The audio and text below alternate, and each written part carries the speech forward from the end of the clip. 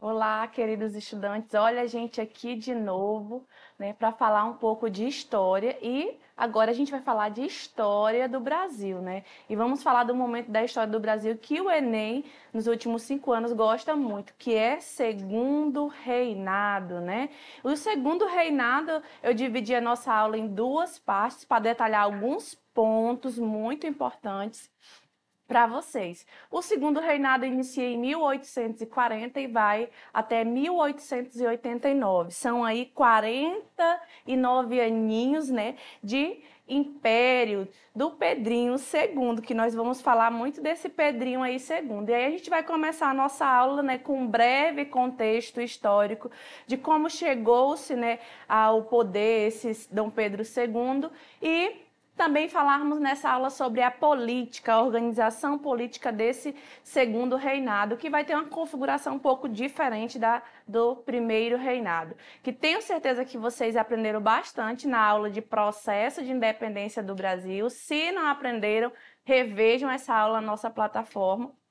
E também vamos falar sobre a economia, né? A economia desse segundo reinado. Então vamos lá começar a nossa aula. Né? Chega de conversa.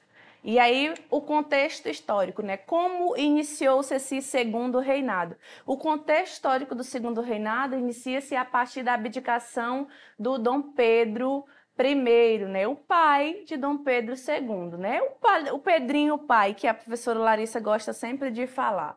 Né? Essa abdicação, ela aconteceu, né, com esse retorno obrigatório que ele teve que retornar a Portugal, né? Senão ele perderia a família real, perderia o trono. Então, Pedro I retorna a Portugal no dia 7 de abril de 1831 e deixa aqui o seu principal herdeiro, né, o Pedro II. E aí o Pedrinho II era realmente um Pedrinho, né, queridos? Ele tinha somente 5 aninhos. Alguns historiadores vão dizer que ele tinha 4 aninhos e meio, mas, né, para cunho histórico, né, ele tinha os 5 anos. Né, quando ele ficou aqui no Brasil. E quem cuidou desse Pedrinho II, né, foi a Dona Maria Carlota de Vener, né? Ela foi considerada como uma preceptora que ficou responsável pela educação de Dom Pedro II aqui no Brasil até que ele atingisse, né, a maioridade e pudesse assumir, né, o Império Brasileiro. Porque o pai foi, mas deixou o filho aqui para garantir que ele não perderia, né, esse território.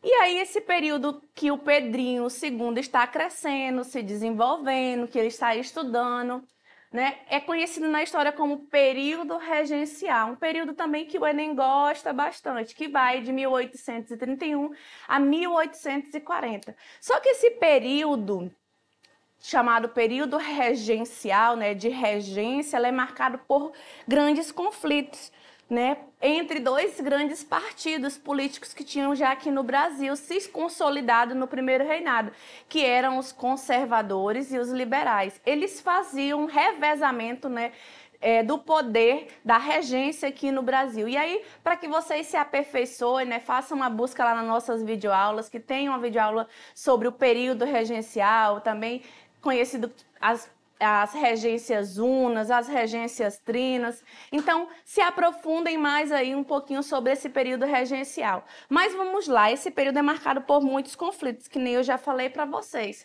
E para tentar resolver esses conflitos entre conservadores e liberais, né, é tido o chamado golpe da maioridade. O que é esse golpe da maioridade? O Pedrinho II está se desenvolvendo, né? Não tem a idade mínima, a maioridade, que na época era 21 anos, né, para poder assumir o trono, e aí eles criam, né, os partidos entram em um acordo e criam uma lei para que ele possa assumir aos 14 aninhos de idade, entre os 14 e 15 anos de idade, né, esse processo se dá. E aí, com 15 anos de idade, o Pedrinho II assume, né, o Brasil no dia 23 de julho de 1840, dando início aí ao segundo reinado. Esse jovem imperador, em todos os sentidos, né, vai governar o Brasil e vai tentar conciliar, né, essas disputas, principalmente as disputas políticas entre esses dois partidos.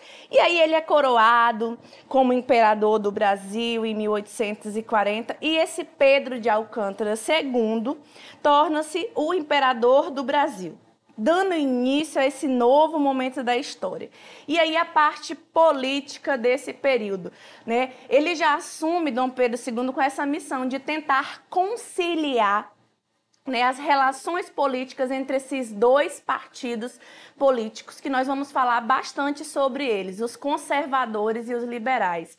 Eles também eram conhecidos, os conservadores, eram conhecidos como os saquaremas. Em algumas literaturas vocês vão ouvir falar desse nome, saquaremas, né? Eles eram os conservadores. Mas por que eles tinham esse nome conservador? Né? A palavra conservadora já nos remete a algo, né, a algo autoritário, algo impositor. E esses conservadores, eles defendiam o autoritarismo das províncias. Eles defendiam o maior rigor, que as províncias brasileiras fossem administradas com maior rigor. Já os liberais, como o nome já diz, ou também os Santas Luzias, como eles são conhecidos, eles defendiam, né, a maior autonomia do Estado, né, que as províncias tivessem suas mais autonomias na forma de administrar, mais autonomia na economia. Então, Pedro II, ele tinha uma missão muito árdua, que era administrar, né, essas disputas políticas entre conservadores e liberais. Lembrando que todos eles pertenciam à aristocracia, né, rural do Brasil. O Brasil, nesse momento, a situação econômica estava voltada para a agricultura, que o principal produto era o café, o nosso cafezinho diário, hein? A professora Larissa ama café, né? Por isso que ela é historiadora. Então, esses agricultores, eles tinham várias divergências, principalmente pelas questões políticas. Então, Pedro II pensou assim, como eu vou administrar isso? E aí ele estabeleceu o chamado parlamentarismo às avessas. Mas o que é às avessas? Era porque eles revezavam, ele tinha uma estratégia chamada poder moderador, gravem essa palavra aí. Esse poder moderador tinha como intenção o quê? Moderar esses conflitos entre liberais e conservadores. E qual era a estratégia que o Pedro II teve? Que ele pensou, eu vou fazer um revezamento, né? Eu vou escolher os ministros. Uma vez eu escolho um liberal, outra vez eu escolho, né, um conservador. Assim, eu vou tentar conciliar, né, eu vou equilibrar. Olha a imagem que está aí no centro do mapa mental que eu coloquei para vocês. Eu vou equilibrar e eu vou conseguir controlar esses dois partidos. Eu vou conseguir controlar o poder dos dois. Por isso que está aí no mapinha mental de reféns do poder. Alguns livros vão chamar esse momento político da história do Brasil de teatro de sombras. Por que um teatro? Porque ele fazia uma encenação, né? E estava sempre ali, o Pedro II estava sempre por detrás de todas as decisões. Ele escolhia os ministros, fazia o revezamento, conciliava o poder entre esses dois partidos e assim estava tudo certo. No entanto, nós vamos ver mais à frente que esse poder moderador ele não vai durar por muito tempo, porque esses partidos eles tinham pensamentos e ideais diferentes. Mas isso a gente deixa mais para frente. E aí, já falando da economia, né, na parte econômica, já dei um spoiler aí para vocês e disse que a agricultura cafeeira, né, a produção de café, aí a gente está como centro principal do nosso mapa mental, o nosso cafezinho, era o que movimentava a economia no Brasil desde o final do primeiro reinado e tem o seu auge lá no segundo reinado. E essa economia cafeeira, ela se localizava predominantemente aonde, professora? No Vale do Paraíba, ou República Fluminense. Ali pelas bandas do Rio de Janeiro, São Paulo, né, onde tinha as principais fazendas e produções de café. Mais à frente, a gente vai ter outra região que vai se desenvolver, conhecida como Oeste Paulista, predominantemente no município, né, que hoje é um município de Ribeirão Preto e os seus municípios vizinhos, né? Então, o Vale do Paraíba e Oeste Paulista, como está aí no mapinha que eu coloquei perto para vocês visualizarem, eram as principais regiões predominantes, né, que tinha-se a produção de café. Mas o café, professora, nesse momento da história do Brasil, era o principal produto de exportação. Por quê? Porque os europeus consumiam bastante café. Então, ele despertou, né, esse interesse dos produtores aqui no Brasil por causa dessa grande necessidade de exportar esse café, principalmente para a Europa. Então, esse café não era o único produto e não foi o único burburinho econômico que aconteceu, né, nesse segundo reinado. Também nós vamos ter um surto. O que é um surto, professora? O surto, ele acontece muito rápido, né? Surtei, aconteceu, acabou. Nós vamos ter o nosso primeiro surto industrial. E aí eu trouxe para vocês uma figura muito importante, que é Elineu Evangelista de Souza, também conhecido como Barão de Mauá, né? O Barão de Mauá, esse Elineu Evangelista, ele vai ser, né, um dos responsáveis por esse processo, esse primeiro momento de industrialização no Brasil em 1870. O Barão de Mauá vinha com dinheiro principalmente financiado da Inglaterra. O que estava acontecendo na Inglaterra, meu povo? Estava acontecendo a Revolução Industrial, né? E a Inglaterra tinha interesse de industrializar o Brasil, então ela financia, ela faz empréstimos ao Barão de Mauá e ele começa a instalar, né, as primeiras indústrias de base, baseadas na metalurgia. Cria ferrovias, cria bancos, né, moderniza, vem com uma ideia modernizadora do Brasil, né, para tirar o Brasil dessa situação que era só voltada para o café. E aí, né, Dom Pedro II, ele dá apoio, né, ao Barão de Mauá, né, porque a Inglaterra tinha muito interesse e o Brasil, economicamente, ainda era preso através de alguns empréstimos, né, com a Inglaterra. Então, como o imperador pensou, como eu vou ajudar o Barão de Mauá se o principal produto do Brasil é o café? Já sei, ele pensou, tenho certeza que Dom Pedro pensou nisso. Vamos mudar as tarifas, vamos mudar as taxas. E aí ele cria, né, a Tarifa Álvares Branco, em 1844. O que essa tarifa tem a ver e vai ajudar, né, o Elineu Evangelista, o Barão de Mauá? Essa tarifa, ela tinha como ideia principal o quê? Valorizar, né, os produtos locais e desvalorizar os produtos, né, externos, né, valorizar os produtos locais. Com isso, ela faz o quê? Os produtos que vinham de fora, eles eram taxados a 30%. No entanto, tinha um detalhe, só era taxado a 30% os produtos que tinha-se aqui no Brasil, né? Os produtos que não tinha-se, eles eram o quê? Era taxado para a 60%. Então, essa mudança na taxação dos produtos importados, ela veio para valorizar e fortalecer, né, o Barão de Mauá, contando sempre com o apoio do Pedrinho II. No entanto, quem não vai gostar disso? Os produtores de café, né? Vão se desagradar dessa modernização, dessa industrialização, desses dedinhos da Inglaterra aqui no Brasil, porque a Inglaterra tinha interesses abolicionistas aqui no Brasil, estava começando a circular as ideias de abolição da escravidão. Então, a aristocracia rural, né, vai começar a se desagradar de Dom Pedro II.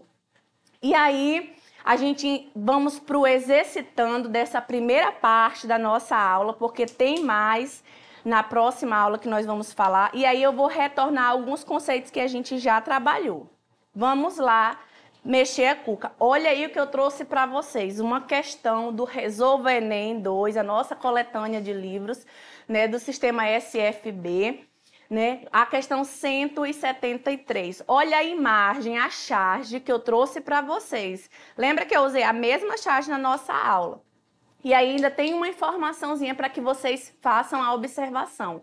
O rei se diverte, caricatura do imperador Dom Pedro II, publicada em O Mequetrefe. E aí tem a data para vocês, né, dessa charge. Aí tem o início do comando da questão. A charge faz referência. Olha aí, o avaliador ele quer saber o que essa charge ela está nos dizendo. Tem a charge, tem as informações aí da referência para ajudar vocês a resolverem essa questão e gabaritar, né, ela no Enem. Então vamos lá, o que essa charge faz referência? Letra A.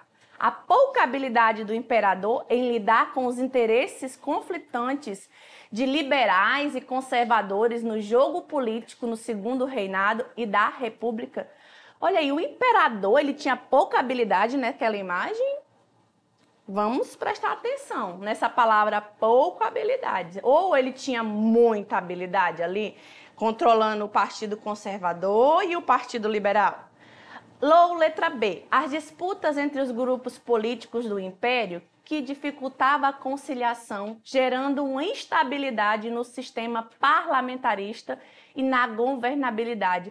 Tinha uma instabilidade, né, nesse primeiro momento, nesse poder moderador que eu falei para vocês do segundo reinado? Prestem atenção. C. A forma como se organizava o parlamentarismo brasileiro, de baixo para cima, era assim que funcionava, de baixo para cima, esse parlamentarismo às avessas, chocando-se com os partidos liberais e conservador, claramente elitistas. É claro que eu falei que os liberais e os conservadores, eles não eram lá seus melhores amigos, né? Tinham as suas diferenças de pensamentos. Ou D. A função política do imperador que atuava como árbitro, alternando os grupos políticos rivais, tendo suas bases elitistas, não possuíam substâncias diferentes ideológicas. Os partidos tinham substâncias diferentes ideológicas? Olha aí o não, cuidado com essas palavras de negações nas alternativas. Ou letra E, os partidos do Império que possuíam um forte apoio popular e ao parlamentarismo brasileiro, que se seguia em prática rigidamente o modelo inglês. O nosso parlamentarismo era que nem os dos ingleses lá da Inglaterra. Eu falei que nós tínhamos um parlamentarismo diferente, né? Antes de mais nada, extremamente democrático. Essa forma parlamentarista era muito democrática. Essa afirmação aí também, tenham cuidado quando elas vierem nas questões para vocês. Tenho certeza que vocês pensaram bem, muito bem, né? E responderam letra D, né? A função política do imperador era o quê? Como um árbitro. Olha ali na imagem, ele está o quê? Equilibrando, né? Como um juiz, né? Onde ele fazia o revezamento entre conservadores e liberais. Eu falei bem isso para vocês. Então, pessoal, é isso. Eu espero vocês na nossa próxima aula, na parte 2 dessa aula de segundo reinado. Até mais e não esqueçam, hein? Acessem as nossas plataformas.